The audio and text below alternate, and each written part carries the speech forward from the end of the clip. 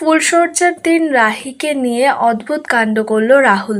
সম্পূর্ণটা জানতে ভিডিওটা প্রথম থেকে শেষ পর্যন্ত দেখতে থাকুন। গল্পের শুরুতে দেখা যায় যে ক্যামেরাম্যান তো রাহুল আর রাহিকে বলছে যে একটু কাছাকাছি এসে বসতে, তাহলে ফটোটা ভালো আসবে। তো রাহুলের তো কোনো ইচ্ছে নেই। আহ রাহুলের বন্ধু বলার পর রাহুল আর রাহি একটু কাছাকাছি এসে বসে। তো তখন ক্যামেরাম্যান বলছে একটু কাঁধে হাত দিন না স্যার, তাহলে একটু বেশি ভালো লাগবে। রাহুল কি করবে, সম্মান বাঁচাতে তো কাঁধে হাত দিতেই হবে। এরপরে রাহির কাঁধে হাত দিয়ে দুজনে ফটো তুলছে। এদিকে তথাগত সুজাতাকে বলছে, দেখো মেয়েটাকে কি সুন্দর মানাচ্ছে না এই বাড়িতে, মনে হচ্ছে ও এই বাড়িটি যোগ্য। কি সুন্দর হাসি খুশি একটা পরিবার, সব কেমন স্বপ্ন মনে হচ্ছে। সবকিছু এমনই থাকবে তো। এদিকে তিতলি তো আগে থেকে ফোনটা ওর জুতোর মধ্যে লুকিয়ে নিয়েছিল। মেয়েটা দেখতে পায় না। মেয়েটা তারপর তিতলিকে বলছে, তুমি যেমন ড্রেস পরবে তোমাকে সেই ড্রেসই ভালো লাগবে, কারণ তোমাকে এত সুন্দর দেখতে তিতলি। তিতলি তারপর ওয়াশরুম যাওয়ার নাম করেই ভিতরে ঢুকেই তাতে করে কলগুলো চালিয়ে দিয়ে ফোনটা বের করে কাউকে একজনকে ফোন করে। এদিকে রাহির মা বাবা বলছে যে পরিবারটাকে আগলে রাখিস, তুই এই পরিবারের বড় বউ, তোর অনেক দায়িত্ব এবার। রাজীববাবু একটা আবদার করে যে আমরা যখন পুরো পরিবার একসঙ্গে এসেছি তো একটুখানি ফটো তোলা যাক। এরপরে সবাই একসঙ্গে ফটো তুলছে। এদিকে রাহির ফোনে তখনই তিতলি ফোন করছে। তো রাহি দেখেই ওখান থেকে বলে সাইডে চলে যায়। রাহি ফোন ধরে জিজ্ঞেস করছে তিতলিকে যে কোথায় আছিস তিতলি তুই। তিতলি তখন কাঁদতে কাঁদতে বলছে, দিদিভাই আমাকে আটকে রেখেছে এরা। রায় বলছে, কি বলছিস? তিতলি বলছে, তুই আমাকে বাঁচা দিদিভাই, এরা আমাকে বিক্রি করে দেবে। রায় তো কিছু বুঝতে পারছে না। তিতলি বলছে, দিদিভাই আমি কথা বলতে পারছি না, তুই আমাকে বাঁচা।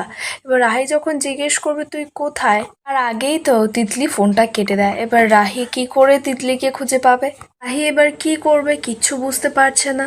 কাকে বললেও এখন সাহায্য পাবে, কারণ ঘরে তো এত লোক। এদিকে ওই মেয়েটা দেখছে যে তিতলি এতক্ষণ ধরে ওয়াশরুমে, তাই দরজা থাকাচ্ছে। বলছে, এই মেয়ে কি করছিস? তিতলি তখনই দরজা খোলে। ও তো ফোনটা হাতে নিয়ে বেরিয়েছে। মেয়েটা বলছে, কাউকে ফোন করেছিলিস? হ্যাঁ, কাকে ফোন করেছিলিস তুই? তিতলি বলছে, আমাকে ছাড়, আমি এখান থেকে যাবো, আমাকে যেতে দাও। তিতলি তো মনে মনে বুঝতে পেরে গেছে যে ওর দিদিকে বলা হয়ে গেছে, ওর দিদি ঠিক ওকে বাঁচাতে আসবে যে কোনোভাবেই হোক না কেন। শুধু তিতলিকে এখন সাহস দেখিয়ে সময়টা কাটাতে হবে। তাই তিতলি একটা চেয়ার নিয়ে বসেছে।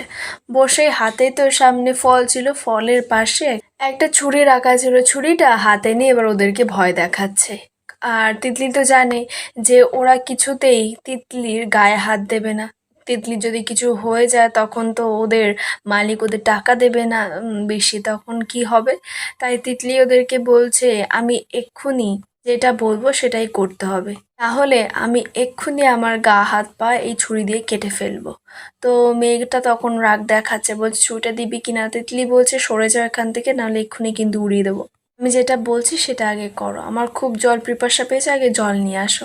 তো আর দুটো মেয়ে যারা ছিল তাদেরকে ওই মেয়েটা বলে যে জল নিয়ে আসতে। মেয়ে দুটো চলে যায়। এদিকে তো রাহি চিন্তায় পড়েছে যে কি করবে। রাহি আর রাহুলকে তো ঘরে নিয়ে আসে ফুলশয্যার ঘরে, আর ঠাম্মিরা সব গল্প করছে। এবার রাহি চিন্তায় পড়েছে যে এই ভাই বোনরা থাকলেও কি করে কি করবে। তারপরে ঠাম্মিরা ওদের দুজনকে ঘরে রেখে চলে যায়। এবার বাইরে গিয়ে আড়ি পাচ্ছে যে ওরা কি কথা বলছে। তাই তো তাড়াতাড়ি করে দরজাটা দিয়ে দেয়। ঠাম্মি বলছে, বাবা এদিকে কি তারা দেখেছো তো? দিয়ে রাহি ছুটি রাহুলের কাছে যায়, গিয়ে বলছে, রাহুল তোমার সঙ্গে একটা কথা আছে। রাহুল বলছে যে আমি কোনো কথা শুনতে চাই না রাহি, প্লিজ। তো রাহি বলছে, কেন শুনতে চাও না? তুমি তো তিতলিকে ভালোবাসো। ও ভালোবাসে না বললে তোমার ভালোবাসা তো আর মিথ্যা হয়ে যায় না। রাহি তারপরে জানায় যে ঠিক আছে, আমার তাহলে তোমাকে আর কিছু বলা নেই, শুধু একটাই কথা বলবো যে আমাকে এখন এখান থেকে বেরোতে হবে, তুমি একটু প্লিজ কাউকে বলো না। সেই কারণে আমি দরজাটা দিয়েছিলাম। রাহি তারপরে রাহুলের ঘরে জানলাটা দেখে দেখে যে সত্যি তো অনেকটা উঁচু, ওখান থেকে তো নামতে হবে। তো এবার রাহুলকে তাও জিজ্ঞেস করছে আর কোনো রাস্তা নেই। রাহুল বলছে, না, যেতে হলে নিচ থেকেই যেতে হবে, সবার সামনে থেকে। এবার রাহি সবার সামনে থেকে যেতে পারবে না, তাই ওকে জানলা থেকেই যেতে হবে। তাই সব কিছু গয়না ফয়না খুলে এবার জানলা থেকে যখন যেতে যাবে, রাহুল দেখে যে রাহি আরেকটু হলে পড়ে যাচ্ছিল। ছুটে গিয়ে রাহিকে ধরে। রাহুল তো এবার রাহিকে একা যেতে দেবে না, তাই ও যাবে। এবার চিনে ফেলতে পারে তো লোক, তাই জন্য রাহিকে একটা ব্ল্যাক ওড়নাও দেয় যে এটা দিয়ে তুই মুখটা ঢেকে নেবে। এবার রাহুল তো প্রথমে নেমে গেছে, রাহিকে এবার নামতে বলছে। এবার রাহি তো নামতে এবার ভয় পাচ্ছে, একটুকুনি নেমেছে কিন্তু এবার তোকে অনেকটা লাফিয়ে নামতে হবে। নিচে রাহুল দাঁড়িয়ে আছে ওকে ধরবে বলে, ক্যাচ করবে বলে, কিন্তু রাহির তো খুব ভয় লাগছে যদি কিছু হয়ে যায়। রাহুল সাহস দিতে রাহি শেষ পর্যন্ত ঝাঁপ দিয়ে একেবারে রাহুলের কোলে গিয়ে পড়ে। এরপরে রাহি রাহুলকে বলছে আমাদের এক্ষুনি বেরোতে হবে, নাহলে অনেকটা দেরি হয়ে যাবে। এবার রাহুল আর রাহি তাড়াতাড়ি করে বাইকে ওঠে, কিন্তু রাহুলের বাইক তো স্টার্ট নিচ্ছে না। এদিকে রাজীব বাবু সব লোকদের টাকা পয়সা দিয়ে সবকিছু মিটিয়ে দিচ্ছে, হঠাৎ করেই দেখতে পায় যে এরকম কে একজন বাইক স্টার্ট দিচ্ছে আর পিছনে কালো চাদর দিয়ে কেউ একটা মুড়ি দিয়ে আছে। এদিকে তো রাহি তো বুঝতে পেরেছে যে ওর রাহুলের বাবা, তাড়াতাড়ি করে রাহুলকে বলছে যে সঙ্গে সঙ্গে বাইক স্টার্ট দাও, নাহলে এক্ষুনি আমরা ধরা পড়ে যাব। রাহুল তো বাইক স্টার্ট নিচ্ছে না, কি করবে কোনো রকম ভাবে রাজীববাবু আসার আগেই বাইকটা নিয়ে বেরিয়ে পড়ে। রাজীববাবু চোর চোর করে চিৎকার করছে, তখনও সেখানে মিমু আর লাক্স ছুটে আসে। সে বলছে কি হয়েছে, তো তখন রাজীববাবু জানায় যে চোর এসেছিল, বাইক নিয়ে চলে গেল। মিমু জানে এখানে তো রাহুলের বাইক ছিল, রাহুলের বাইক নিয়ে চলে গেল না তো। রাজীববাবু বলছে কি, রাহুলকে এক্ষুনি ডাকো, চিৎকার করে ডাকছে কিন্তু রাহুলের তো কোনো সাড়া নেই। তো মিমু আর লাক্স জানায় যে আজকে তো ওদের ফুলশয্যা, আজকে ওদের না ডাকলে না হয়। রাজীববাবু কি করবে, আর ডাকে না। এদিকে তো তিতলি সেই দুটো মেয়েকে দিয়ে পা টেপাচ্ছে, ড্রিঙ্কস খাচ্ছে, কিন্তু ও কতক্ষণ এসব করবে। ওর সময় যে আর হাতে বেশি নেই, একটু পরেই যে ওই লোকটা চলে আসবে, তখন ও কি করবে। এদিকে তো রাহি ঠিক জায়গা মতো পৌঁছে গেছে, কারণ ও তো তিতলির মুখে সেই জায়গাটার নামটা শুনেছিল। রাহুল আরও পৌঁছে গেছে। এবার রাহুলের যে পুলিশ কাকুটা ছিল তাকে ফোন করে সবকিছু জানায় আর বলে যে পুলিশ ব্যাকআপ পাঠাতে।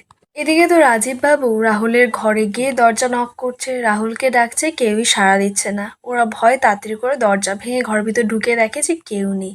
তখন বুঝতে পারে যে ওরা জানলা থেকে পালিয়েছে। রাজীব বাবু বুঝতে পারে যে রাহুল আর রাহি এই প্রথম দিনেই বেরিয়ে গেছে বাইক নিয়ে, কিন্তু কোথায় গেছে। এদিকে রাহুল আর রাহি একটা রুম বুক করে তিতলিকে খুঁজে বের করবে বলে। এবার ওরা ঢুকে তো প্রথমে সব কটা ঘর দরজায় নক করে দেখছে, 2-3টে ঘর দেখেছে, ওই ঘরে কাউকে দেখতে পায়নি। কিন্তু পরের ঘরটায় গিয়ে দরজা নক করতেই ওরা আসল ঘরে গেছে, যে ঘরে তিতলি আছে। তো ওই মহিলাটা বেরোয়। তো এবার রাহি কথা বলছে যে সরি, ভুল করেই আমরা দরজা নক করে ফেলেছি, আসলে রুমটা খুঁজে পাচ্ছিলাম না। তো মহিলাটা তখন বলছে যে কেন, রুম নাম্বারটাও কি আপনার কাছে নেই? রাহুল তখন বলছে বললাম তো সরি, ভুল হয়ে গেছে বললাম তো। এদিকে তিতলি রাহির গলা তো শুনতে পেয়ে দিদি বলে চিৎকার করে ওঠে। সম্পূর্ণ আপডেটটা আপনাদের কেমন লাগলো অবশ্যই জানাবেন কমেন্টে।